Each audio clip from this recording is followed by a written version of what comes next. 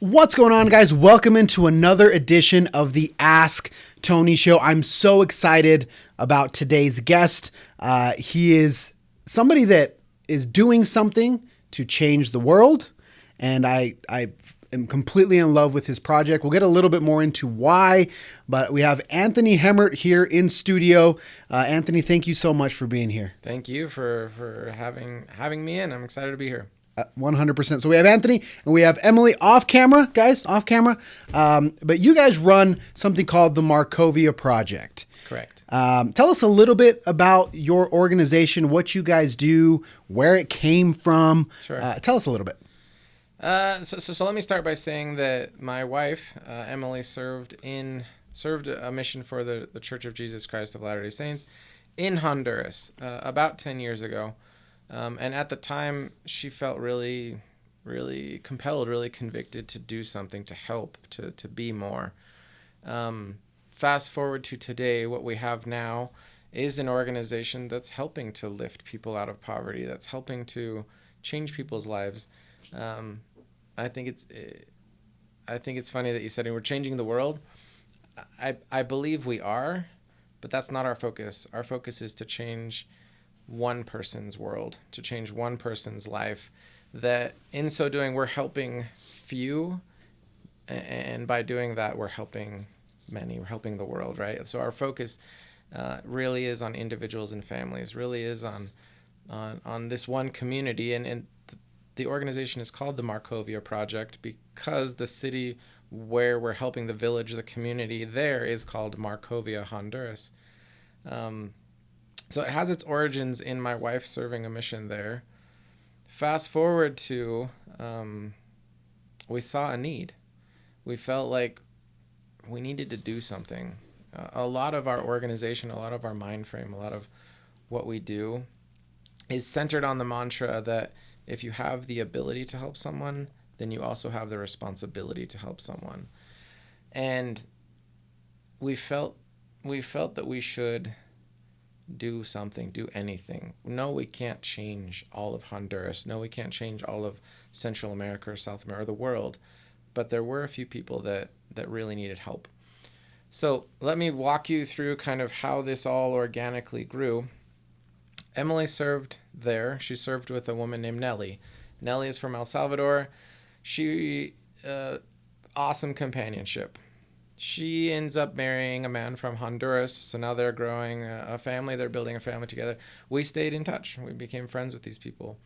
So Nellie and Armando, and we knew that we wanted to help. We knew that we wanted to do something, and so we'd stay in touch with Nellie and Armando, and they'd say things like, Armando's really struggling to find work, or Nellie's struggling with childcare, and it wasn't just Nellie and Armando, but they will become much more important later in the story. Mm-hmm. Other Hondurans, other people that Emily knew would reach out and say, hey, we need help. Can you do anything? And so I remember at one time there was like a tropical storm, or somehow we got called and someone said, we need a roof. Wow. Of course, absolutely. And so the Hemmerts, me and Emily, paid for a roof. Like, you got to have a roof. Like, you have to be protected, right? And then a few years would go by and some would say, we need medicine. We can't afford medication. We can't send our kids to the hospital. Of course, absolutely, we'll do that. But 10 years later, we realized that just sending money wasn't fixing the problem. Sure. It wasn't helping them in the long term. And we've all heard the term, feed a man a fish, help him for a day, teach a man to fish. And so we really started reflecting and pondering on how do we help them help themselves. Sure. And so we started to dive into, what do Hondurans have? What makes them happy? What do they lack? What do they need? How can we improve their situation? Side tangent, it's important to know that I am a mental health therapist. Oh, awesome. And so I sit with people on a daily basis, helping them process through their anxiety, their depression, their marriage counseling, suicide reaction and prevention, eating disorders and psychotic disorders, all the things, right? Like I'm deeply invested into mental health. And so thinking of Honduras, thinking of Nelly and Armando, I kept thinking, what makes someone happy? We have to approach this from a holistic approach. We can't just be throwing money at them. And so I thought, we need to be giving someone purpose. We need to be giving someone the ability to provide for themselves. So what do they lack then? And we started recognizing that not only in Marcovia, but in that area of the world, 73% of Hondurans live in poverty, live under the threshold of poverty. And what they need is purpose. What they need is drive. And so we started this idea thinking we're going to do microloans. They need access to capital. Many of these people, we're dealing with a population that's unbanked. They can't go down to the bank and get a loan. They can't call up a grandparent or rely on an inheritance or borrow money from a neighbor. Or go out and get a credit card. Exactly. It doesn't exist. And so what we're striving to do is provide that capital so that they can go out and eat what they kill. Basically, we're enabling them to go hunt and build something, of course. Right, exactly. And so through the process of starting micro loans, and they're micro. These are not large loans. These are very manageable, small loans that we've been able to see miracles. We've been able to see people who have the entrepreneurial drive, who have the desire and the will and are motivated by love and family just like we are. They just needed access to capital. And once they've had that access, now we're starting to see people living on more, that people have pride in what they're doing and they're providing and they're helping. And so, yeah, big picture, we've now become this organization that's helping with microloans. From that, we were talking to, we were interviewing, we were invested in the lives of a lot of people. And someone made the comment, I don't remember, one of the families made the comment that, you know, our kids are helping us work too, or our kid. And I remember a red flag for me was like, wait, why aren't the kids in school? And it was just their reality, just their life. Oh, well, we can't afford for them to go to school. Yes. Like, wait, what? And so it quickly became a double-edged sword of like, okay, we're going to help give people capital, and I'll tell you much more about that. But we are also going to make sure that their kids have access to school. Yeah, and I think that is so critical. For context, guys, I served the same mission at the same time as Emily did. And so I saw the same conditions. I saw the same things post-mission. And this is actually a specific question that I would like to ask you. But yes, please. A lot of folks from Honduras after my mission contacted me to borrow money. Yeah. Because there was a tremendous need. Mm-hmm. And so on multiple occasions, I sent money to try to help, buy food, supplies, whatever the case may be. To this day, it happens at least once a month. I'll get a DM or something. Talking to a lot of returned missionaries, some of my friends, they had a similar experience, but they saw it as a nuisance. Mm-hmm. They saw it as like, they're just asking me for money. I always saw it as they do so because they have a genuine need. Mm-hmm. Right. And so I really admire you guys taking the point of view of, we want to help versus these people just keep asking for money.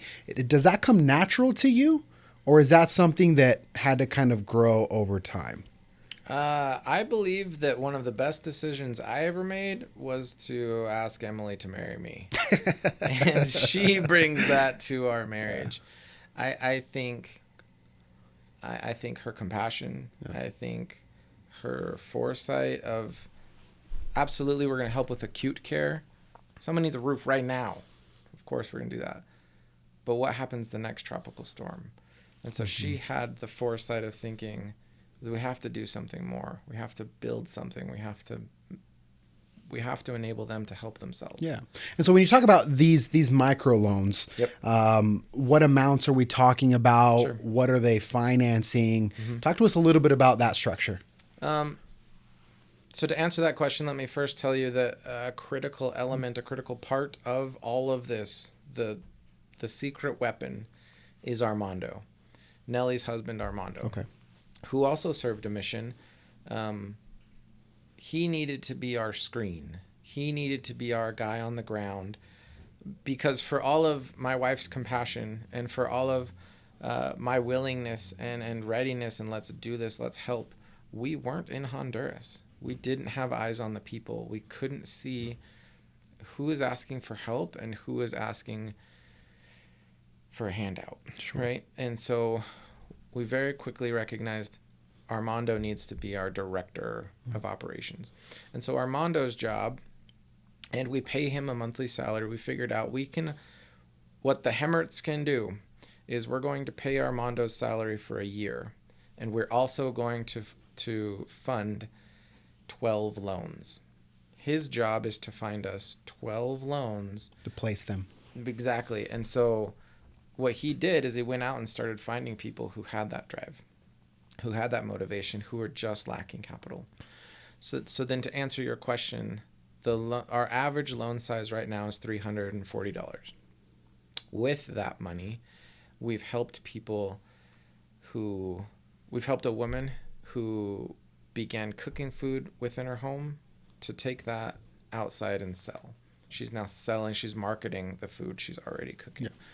We've helped a man who already had the skill set of being a welder who didn't have access to supplies.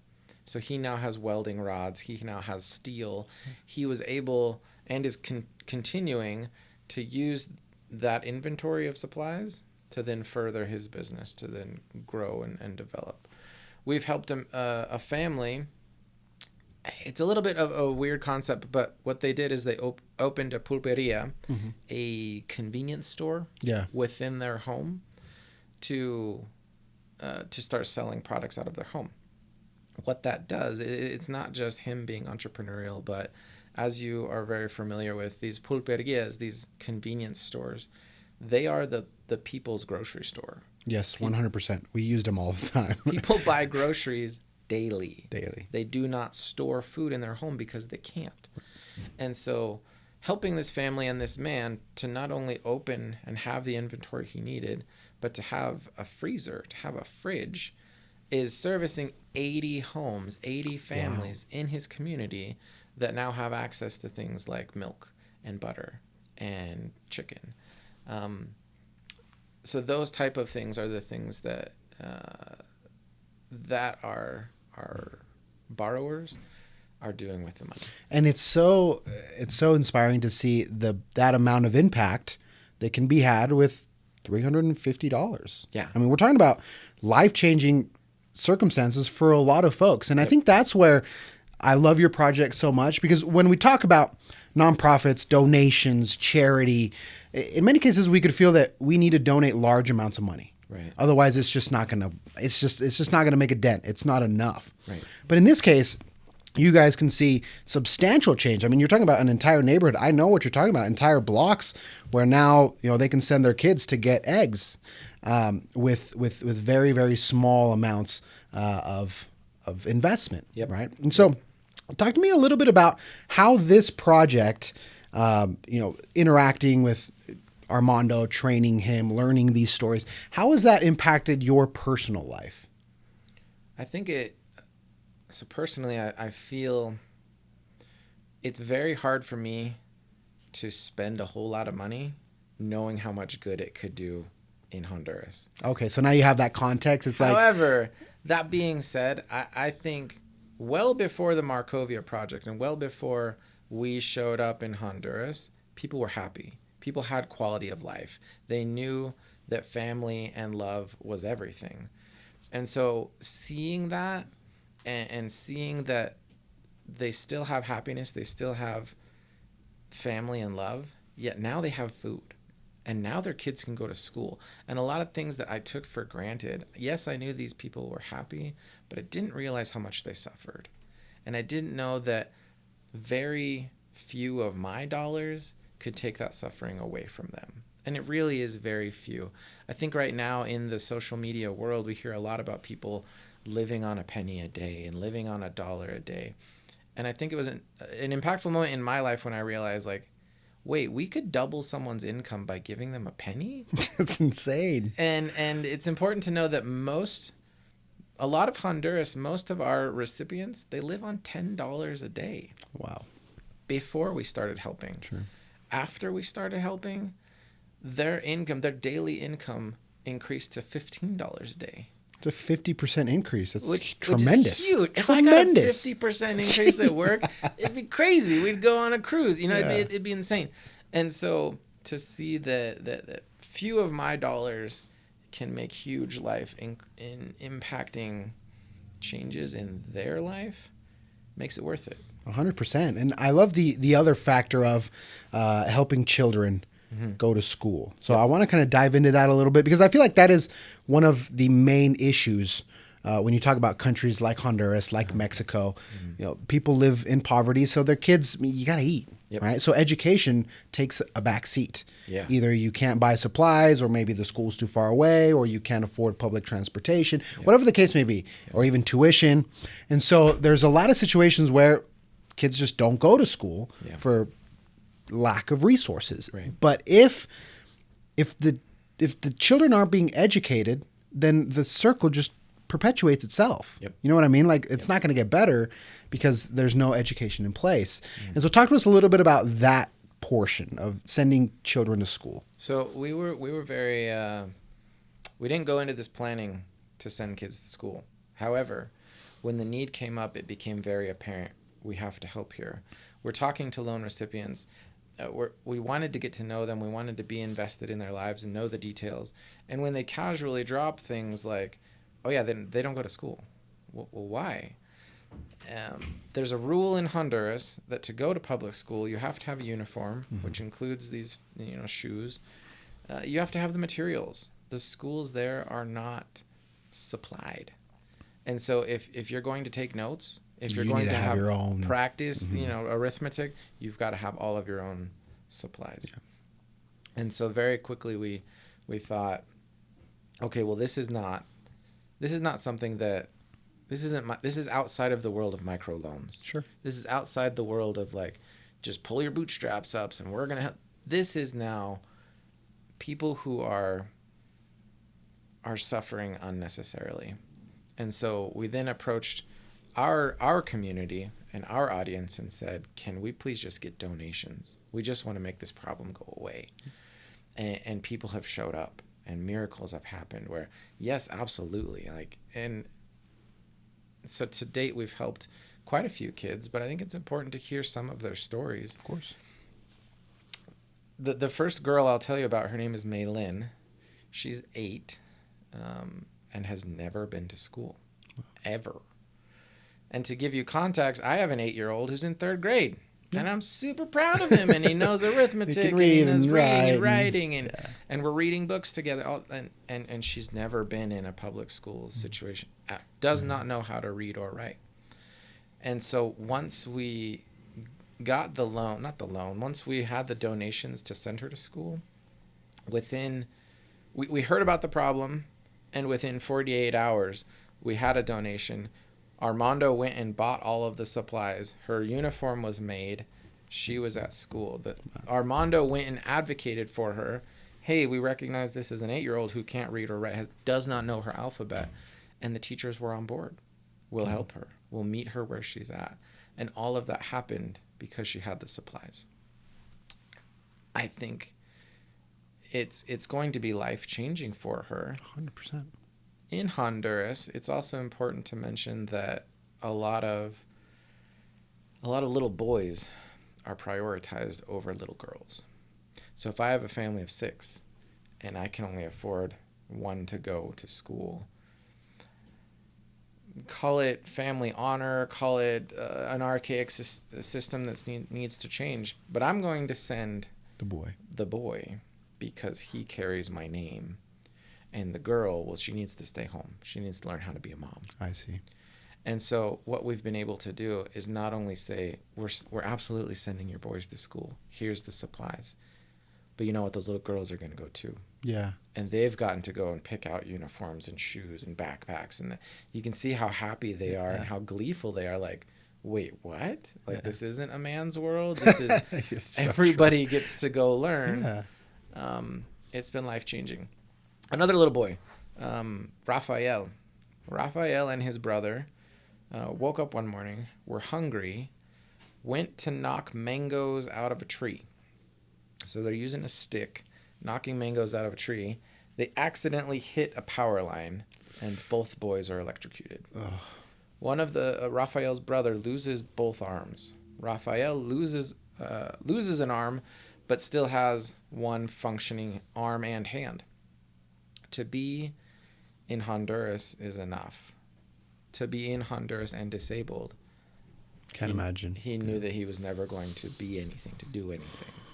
And so when we showed up, when Armando rolled in and got him supplies and outfitted him and sent him to school, what we did was we planted seeds of hope. Raphael was facing down a future knowing that he couldn't be a manual labor. Mm. And that's what you do if you're in third world. You're a man, you go out, you work hard in the fields. He couldn't do that with one arm. We're changing this boy's life by not only sending him to school, but enabling him to work with his mind in the future, to find a job, to provide for a family, to live a life of decency and respect because of the schooling he's getting. It's huge. Both of these kids, Maylin, Raphael, would not be in school today if we weren't there to give them supplies. How much does it cost to send a child to school? For 1 year, they need uniforms. They need the books and the paper and all the things. For 1 year is $150. Okay. Which is less than I spend at grocery store sometimes. I mean, my wife says, hey, go pick up milk, and I end up $99 later. Exactly. Especially if you go to Target. Don't go to Target. Right. So $150 changes a kid's life. For a year. Wow. And a lot of those costs can roll to the next year. They're not going to need a new backpack every single year. Yeah. It's life-changing. 100%. So how does Armando, what is his process to find these folks? Mm-hmm. If we go back to talk a little bit about the microloans, yep. I remember being in Honduras, living there. What is that process of finding people that have the entrepreneurial drive that is needed? Yeah. I think the most critical part of that answer is he lives there. He's one of them. He knows the people in his neighborhood. He knows the people on his street who are suffering. He knows the people who have tried things and failed things but don't have any more capital to continue to go. We don't have a brick and mortar store there like, hey, do you want a loan? Show up and Armando will talk to you. It's much more of a grassroots movement of, hey, I heard about a welder who doesn't have supplies. Or, hey, I heard about a woman who wants to sell used clothing. Let's get her a bundle of used clothing. Mm. And so it is very much like he is out in and amongst the people. Talking to people, yes. Yeah. Emily, we have Emily off camera, guys. So listen to this. So as far as Raphael goes, he had always just passed by him on the street. And when we started this project, he realized, hey, there's a kid who's not going to school that should be going to school. And he went and talked to him. Just like that. Relationship. And so it's, he's out there identifying needs in the community. Yeah. Yes. Yeah. No, I love that. And for me, just kind of on a personal level, what it makes me feel is, number one, how blessed we are, and to be able to pass that along, to be able to help, because there are so many people, not only in Honduras, but all over the world that can use help. And they're good people, and they don't expect things for free, and they work hard, and we can really make a difference with so little. Mm-hmm. And so talk to me a little bit about if somebody wants to get involved, what does that look like? I know you guys have a website. Yep. What does that process entail, be it a microloan or funding supplies for a child? Yeah. So our website is themarcoviaproject.org. You can also follow us on the socials. Emily runs all the socials. I don't do that, but she's great at it. And you can find us, the Marcovia Project, on Instagram. On the marcoviaproject.org, we've really tried to tailor it to you, to the listener. Can you afford $5? Great, we got a button for that. Can you afford $5,000? Great, we've got a button for that. This isn't about getting rich. And from the very beginning, Emily and I both knew that wasn't going to happen. And in fact, that's not what this is about. I have a job. We don't need to be rich. What we needed to do was figure out a way how to help. Yeah. Right? And as you said, we keep getting calls from people who love us and appreciate and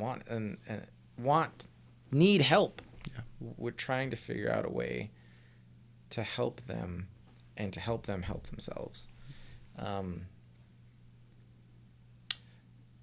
MarcoviaProject.org is your answer. But I'd like to take some liberty and ask you a question. Of course. You served there. Mm-hmm. I served in Argentina. I'd like to hear more about your experience in the streets of Honduras. Tell me more about what stuck out to you. How are these people different than us? Of course. Great question. Nobody ever asked me questions on my show, so I love that. That's fantastic.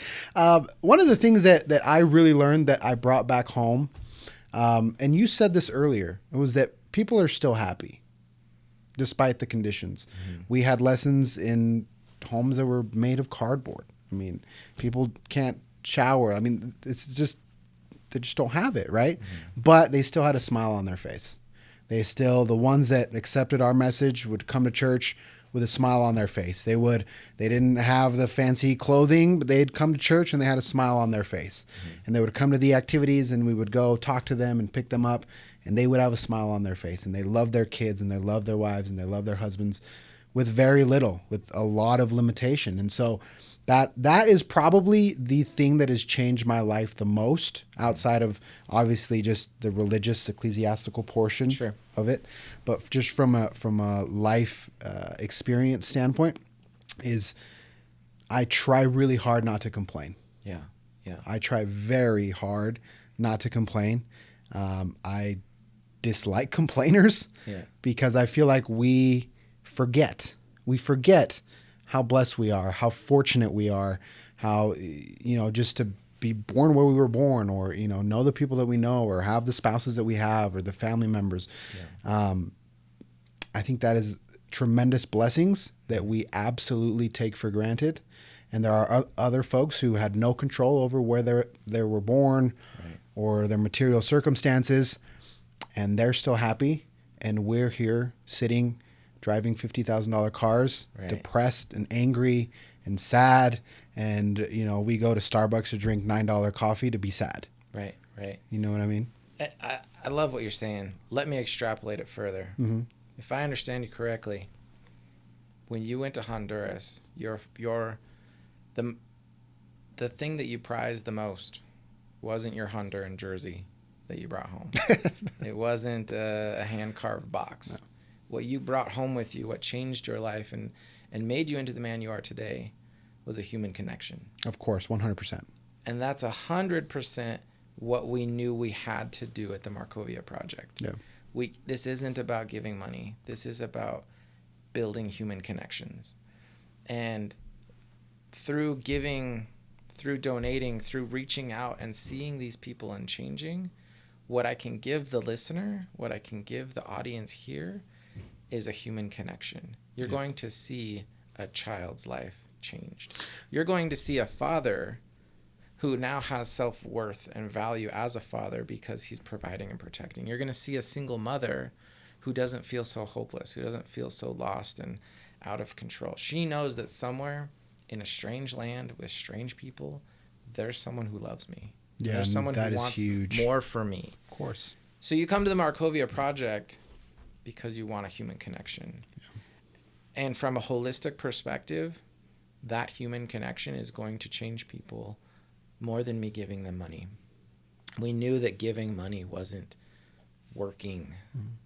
But as soon as we started to love Nellie and Armando, and as soon as we started to take investment into their lives if that was my brother, and in many ways I feel like he has become, I would do everything I could to help him.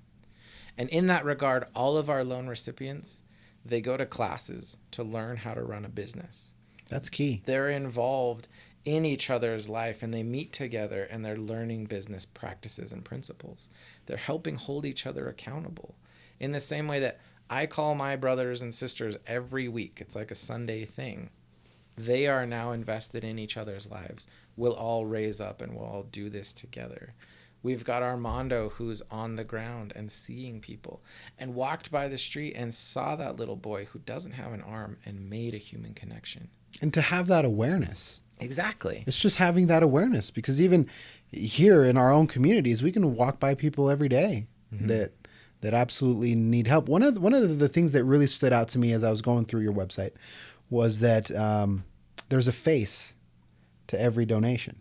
Like you posted the other day that there was a little girl that needed supplies. Correct. There's a face there. That is uncommon with a lot of charities. I can donate to the American Cancer Society or whatever. Right. I can send a donation. Right. I don't know where it's going. Like, I trust that, they're doing what they're supposed to be doing and that it's helping. Yep. But I don't know who it went to. Does that make sense? And so in this case, I think that, like you said, human connection, there's a photo, and that creates empathy, and that creates a connection. I'm probably never going to meet this child, but I know where it went. I remember seeing the loan for the welder. There was another one for a fisherman in Guaquinol to make nets and things like that. Yep. So you know what you're accomplishing with your donation. I think that is it's so smart, but I think that it makes it very human. Yeah. It makes it very, very human, because we now have a face to our efforts, which in many cases I don't think we get. Right. As Emily and I pondered and prayed and cried and researched and tried to figure out how do we help, what do we do? There are a lot of nonprofit organizations. There are a lot of companies who are doing really good things, but they have product. These rugs are being made by Native American women that are being sold. These crafts are being made in Australia by these things. So we really try to figure out what is it that the Honduran people have. Yeah. And we kept coming back to, they have heart. They're humans. They love and have family. Shouldn't that be enough? And through this way, we found a way for that to be enough. I love that. The human connection is what you're helping here at the Marcovia Project. Do we need your donations? Yes, 100%. Money is going to help fuel this, but we're not doing it for money. Yeah. We're doing it because we know that there are people on the other line, that there are people on the other side of this whose lives are being changed. Yeah. And I love that, because I've had conversations with people that want to start nonprofits, and they're like, dude, it's going to be great. We're going to get the nonprofit. We're going to get all these grants from the government, and we're going to be rich. Like, they're not going to ask us any questions. Right. And I genuinely get the sense that is not the case with you. No, that is not at all. This is, how do we help the people that we love? Yeah. And oftentimes in my profession, I hear people say things like, I'll wait to have a baby until I'm ready. I'll wait to buy a house until I'm ready. I'll wait to start a career. I'll wait to be happy until I'm ready. And we reached a breaking point, or a turning point, where we knew we could no longer wait. We have to start doing something. Yeah. And this is what came of that. Emily and I fight about who actually came up with the idea. I don't know. It just kind of happened, and we did this, and thankfully, Armando has taken this. I assume it would be life-changing for him. I would love to talk to him. I love talking to him. He sends photos. He sends videos. Here, look at this woman who's changed. We had a woman who was cooking out of a tire iron, like the wheel of a car. That was her stove. She'd load it with wood. She'd make this open pit fire, make tortillas, and was selling them in the street. We were able to get donations to buy her a stove, and she couldn't stop crying. Of course. The videos of Armando's dropping off and donating this stove changed her life. Life-changing. And it changed my life the next time I went into my kitchen and saw my stove. Right. and thought, holy smokes, like I don't even recognize the blessings that I have. 100%. I love that so much. Talk to us about what projects you have right now. If someone goes on your website right now, what is it that you need funding for? So right now, we know that we have 32 kids who are going to be starting school in February. Okay. We need those 32 kids covered. And that's $150. Correct. Yep. And then we have a list of potential loan recipients that Armando has found. Like our fisherman in Guapinol, has a trade, knows what he's doing. His boat broke. Another fisherman who needs a motorcycle to be able to get the 20 kilometers from the waterfront to the marketplace to sell his fish. Sure. We have people who are making food, selling food, distributing food. We have people who want and are ready to start their own pulperia, their own convenience store. We just need the funding. Yeah, we just need the funding. Yep. I love that. So, guys, the MarcoviaProject.org. Check it out. Go there. You have 32 kids. 32 kids that need to be covered. That need to be covered. Yep. I personally will cover all of those children. Holy 32 smokes. kids. Wow. We'll get it done. Guys, go to the MarcoviaProject.org. Donate. Learn about this. I could be here all day long. I love this project. I love seeing people that truly want to give back from the bottom of their heart without trying to see what they can get, what is in it for me, you know, and it's so refreshing. And especially in this time where everyone talks about the world being so dark and everything's so bad and the government hates it, like the world is ending, to see people that truly love and are willing to do things that you don't need to do. I mean, you have jobs, you have children, you know what I mean? Right.